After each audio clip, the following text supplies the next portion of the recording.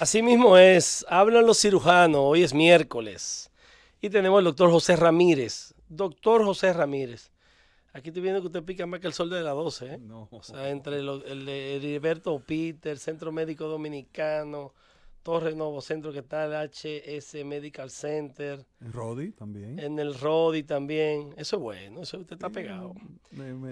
Diversifico. Antes de entrar al tema central, que el pueblo está deseoso por o escucharle hablar del cáncer de colon, tengo una pequeña inquietud de cómo explicarle al pueblo lo que es un póster. Ok, bueno, en todos los grandes congresos del mundo, yo sé que tú has asistido a muchos congresos en el área de odontología y de maxilar, que tú eres un experto en eso.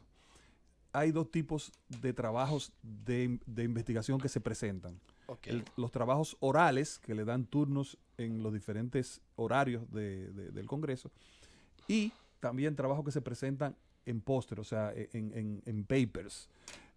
La razón de presentar un trabajo en póster oral depende mucho del tiempo que tenga disponible ese Congreso, depende de la decisión del comité científico. Correcto. Pero el hecho de presentar tú oralmente un trabajo o presentarlo en un póster, prácticamente tiene la misma importancia. Es el resumen de un artículo o paper, como se dice en inglés, plasmado en una cartulina. Una especie para que la gente entienda. Exacto. Que lo pegan en los pasillos del Congreso, el Congreso que se esté dando.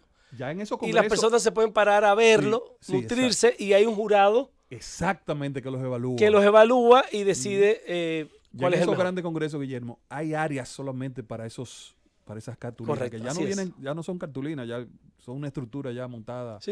O sea, para que el pueblo lo entienda. O nuestros muy radio buena, oyentes muy buena aclaración. puedan entender. Excelente aclaración. Cáncer de colon, doctor. Experiencia. Mira, muchas. Yo quise que tocáramos ese tema a partir de una conversación con un gastroenterólogo. Me enseñaba la portada de una revista importante de los Estados Unidos, revista Time, que creo que era la revista Time, que la portada de esa revista decía que en cáncer de colon los 40 son lo que eran los 50. Y explico por qué. Bueno, si se puede decir, si se puede llamar así, que el cáncer de colon tiene una ventaja, es que es uno de los cánceres que puede ser prevenible en un gran porcentaje de los casos. ¿Por qué razón? Bueno, porque usualmente el cáncer de colon no nace como un cáncer dentro del colon. El colon es la parte final del tracto digestivo, para que la gente entienda. El colon se inicia donde está el apéndice, en el ciego, y concluye en el ano. Y la función principal del colon es la excreción del desecho de la digestión de la materia fecal. ¿Okay? Esa es la función principal. Los alimentos pasan por los intestinos. Exactamente. Entonces, lo van trabajando para que entendamos hasta que son expulsados hacia afuera. Y esa es la función principal del colon. Entonces, cuando el cáncer de colon nace, no nace como un cáncer. El 95% de todos los cánceres de colon hay una lesión previa que no es maligna, que es benigna, que son los pólipos. Y es una palabra que lo hemos utilizado mucho aquí en el programa, pero siempre es bueno volver a insistir. Pólipos, ¿ok? ¿Qué es un pólipo? Es una tetica de carne que sale dentro del colon. ¿Cuál es la ventaja de usted detectar un pólipo? Que muchas veces, la mayoría de las veces, como te dije, ese pólipo va a transformarse en cáncer años después. Entonces, si usted tiene la posibilidad de detectar ese pólipo años antes y extirpar ese pólipo años antes, muy probablemente usted se evitó tener un cáncer. Claro. Muy probablemente usted no va a llegar a tener un cáncer. Entonces, por eso es una de las grandes ventajas, yo decía, del tipo de cáncer de colon. Entonces, ¿cómo se previene?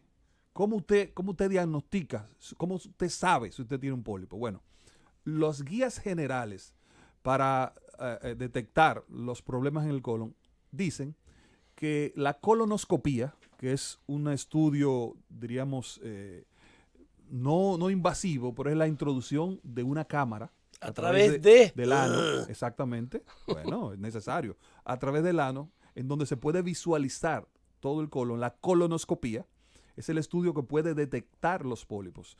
¿Cuándo debe hacerse todos los seres humanos la primera colonoscopía? Las guías internacionales hablan que a los 50 años de edad. A los 40. ¿Por qué? ¿Por qué a los 50 años de edad? Bueno, porque la epidemiología hablaba hasta hace algunos años que esa era la edad donde comenzaba a aumentar de manera importante la posibilidad de usted tener un cáncer de colon o recto. Ay, de ahí que viene el Hay 40, pacientes, 50. exacto, Okay. hay pacientes que pueden tener y tienen cáncer de colon a los 20 y pico, a los 30, pero no es la mayoría. Entonces, cuando usted hace un estudio de esto de prevención masificado, usted tiene que pensar, calcular en la mayoría. Y por consenso internacional, 50 años es la edad donde todo el mundo debe hacerse su primera colonoscopía, sin tener ningún síntoma, señores. Sano. Bueno, me llegó mis 50, vamos a hacer mi colonoscopía. Pero me gusta hace el pero algunos años, los epidemiólogos del mundo entero han notado que las edades, perdón, donde aparece el cáncer de colon o recto, se han movido un poquito hacia más jóvenes. ¿Ok? Quiere decir, y disculpa, quiere decir que comenzando a los 50 han aparecido ya muy avanzados. No, ¿O no? que están apareciendo cáncer en personas de 30 y pico y de 40 y pico, Okay. en números que anteriormente no aparecían. Anteriormente eran raros a esa edad, ya no son raros. Por eso la Asociación Americana de Gastroenterología está proponiendo, yo creo que ya está aceptado, que en vez de iniciar la primera colonoscopía a partir de los 50, se haga la primera colonoscopía a los 40 años de edad. Por eso el título de esa revista decía, ¿ok? En gastroenterología, 40 son los 50. O sea, la propuesta es que todo el que llega a 40 años y que usted se sienta bien, que no tenga ningún síntoma, que usted evacue bien, que no sangre, que tenga buen peso, usted se haga su primera colonoscopía. ¿Para qué? Para ver cómo está su colon. Para detectar si existe algún polipito pequeño, que como yo decía ahorita, es la prevención de este tipo de problemas. Entonces, esta aparición a más temprana edad, doctor Ramírez, Sí. podría ser, dentro de estos estudios que han hecho la Sociedad Internacional de Gastroenterología, puede ser por hábitos de comida. Evidentemente el problema la es comida de alimenticio. ahora, Evidentemente el problema es comida alimenticio, chatarra. Guillermo, definitivamente. Comida Comida chatarra, lo que ha producido más estreñimiento. No es que el estreñimiento produzca El cáncer, estrés también. pero también el estrés son uno de los ¿Cuál es el valor que condicionantes. tiene el hecho de que una persona cuando va a defecar, no logre defecar y que en una semana una persona quizás logra vaciar su colon una o dos veces? Eso es muy importante. Buena pregunta. Yo creo que lo que debe tener todo el mundo en cuenta, ¿cómo ha evacuado siempre? Porque hay personas que evacuan cada 2 días, Toda todos la los vida. días. Ujú, Hay gente que evacua hasta 2 veces al día. ujú. Lo que usted tiene que Y ver hasta si 3 es- puede ser, bueno, ya eso es un poquito, como la gallina. no, ya no tanto, pero usualmente 1 o 2 veces al día es lo normal, es lo corriente. Pero una es lo que es el patrón de la mayoría de personas. Lo que usted tiene que ver, notar, amigo oyente, es si ese patrón que usted ha tenido toda su vida en algún momento varía. ¿Cómo es? Si todos los días usted evacua, no es que usted se retarde 1 o 2 días, pero si usted dura una semana sin evacuar y cuando evacua ve un poquito de sangre y eso sigue sucediendo, porque puede ser que usted en algún momento se estriña por alguna razón alimenticia o tiene exámenes, puede ser que eso ocurra 1 o 2 veces en el año, pero si eso se vuelve el patrón, si su patrón de la normalidad, como tú bien decías, Mauri, se altera, cambia y ya usted no evacua todos los días, eso es un signo importante, usted debe visitar su gastroenterólogo urgentemente. No estoy de acuerdo con algunos anuncios que he visto en los periódicos, no voy a mencionar el medicamento ni la casa, evidentemente, que promocionan el uso de laxantes de manera indiscriminada. en una persona que no ha sido investigada. Exactamente. ¿Cuál es Y el la valor? automedicación. La automedicación, claro. ¿Cuál es el valor que tiene en el paciente la colonoscopía? ¿Cuál es el valor que la ciencia, de acuerdo a la evidencia, le da a ese estudio que es la colonoscopía? ¿No? Ya mencionamos más temprano que el tema sobre la colonoscopía, primero la colonoscopía es el único estudio que puede ver por dentro del colon. Hay otras opciones. Está la cámara ahora, que usted puede tragarse una camarita que le ve todo el tracto digestivo por dentro. Aquí en el país hay gastroenterólogos que tienen la cámara. Como una pastillita. Es como una pastillita que tiene una Y cámara le expulsa. incluida. Exacto, y le expulsa. Wow. Y la desventaja de la cámara es que solamente le ve por dentro el estómago, el intestino, el colon, pero no puede tomar una biopsia, ¿entiendes? Pero es una opción. Hay varios gastroenterólogos lo tienen. También está la colonoscopía virtual, que es una tomografía que puede ver por dentro del colon. También tiene la desventaja de que no se puede tomar biopsia, pero definitivamente la colonoscopía El estándar es la el estándar. colonoscopía. Es el estudio que puede ver. Es la elección. Es la elección, Guillermo. Es el Porque- estudio que puede ver por dentro del colon y si ve alguna alteración, entonces puede tomar una biopsia. ¿Y ¿Por cuáles qué? son- y ¿Cuál es la importancia, Ajá. Mauri? Para recalcarla de nuevo. Es que el cáncer de colon, en la mayoría de las veces, no nace como un cáncer, sino que nace en una lesión previa, que son los pólipos, que son benignos. los pólipos? Exactamente, que son, es una tetica de carne, como decíamos ahorita. Ujú. Entonces, los pólipos nacen años antes que el cáncer. Entonces, lo que hace esos pólipos es que se convierten en malignos, se transforman en malignos. Por eso es la importancia que tiene la colonoscopía hacerla cuando debe de hacerla, porque puede salvarte de un cáncer. Y si una persona, José Ramírez, Ujú. cirujano oncólogo, aparece con una tetita de esa, le dice el, polipito. el gastroenterólogo, mire, yo encontré un pólipo y envía ese pólipo donde el El patólogo. patólogo. Y el patólogo dice, mire, aquí todo está en orden. ¿Ah? ¿Ya ahí terminó todo o esa persona tiene que estar en contacto con el gastroenterólogo, tiene que volver a hacer colonoscopía? ¿Cuál es el...? Las guías indican que si esa persona se le detectó un pólipo y se estirpó ese pólipo, como usualmente hacen todos los gastroenterólogos. Ah, porque ellos lo tratan, Sí, lo lo quitan, estirpan. ¿no? El problema es que hay algunos pólipos que no pueden estirparse. Podemos Ok. hablar por qué. Pero la mayoría de veces pueden estirparse y se mandan a biopsiar. Exacto. Si, como tú dices, salen benignos, como son la mayoría de los pólipos, lo que ese paciente tiene que repetirse una colonoscopía el año que viene. Ok, entonces no es Sí, que sí. se pierde por ahí, sino Porque- que él Sí, debe no, dar no, seguimiento. Porque las guías dicen, Amaury, que si usted se hace una colonoscopía y esa colonoscopía sale totalmente limpia, Exacto, no encontró no pólipo. encontró nada, usted debe repetir esa colonoscopía de 3 a 5 años después, no tiene que hacerla inmediatamente. Ahora, Yo si tengo hubo un 7 hallazgo, Ujú. tiene que hacerle un año. Tiene que hacerlo en un año. Exactamente. Para ver si ha crecido el pólipo. O si salieron más. O si salieron, porque pueden salir más. Sí, pueden salir más. Eso es así. Y ese paciente, nosotros tenemos una de las desventajas y es la parte de la educación. Nosotros hacemos una Bueno. medicina basada en atención a los problemas, no en prevenir esos problemas. ¿Sabes? Una salud curativa. Esos pacientes, esas personas que viven apartados digamos, de los servicios de salud de punta, y empiezan a observar que el bolo, el calibre de las El heces, tamaño de la ¿ah? materia fecal. de la materia fecal, se estriñe, pero además de eso, el Se pone más grosor fina. se Ujú. pone más fino. También eso es un signo que debe apuntar a que usted debe visitar un gastroenterólogo. Tiene valor hoy. Tiene valor, claro. y Esos son dos de las partes en la historia clínica sobre la posibilidad de cáncer de colon que tienen un gran valor. Cambio en la frecuencia que usted evacua, Ajá. en Sí. la frecuencia que usted va al baño, y cambio en la forma y en el tamaño de las heces. de las heces. Se ponen más finas. más finas. Exactamente. Y el valor que antes le dábamos a detectar sangre oculta en la materia, en las heces, sigue teniendo Todavía lo algún valor. tiene, todavía lo tiene.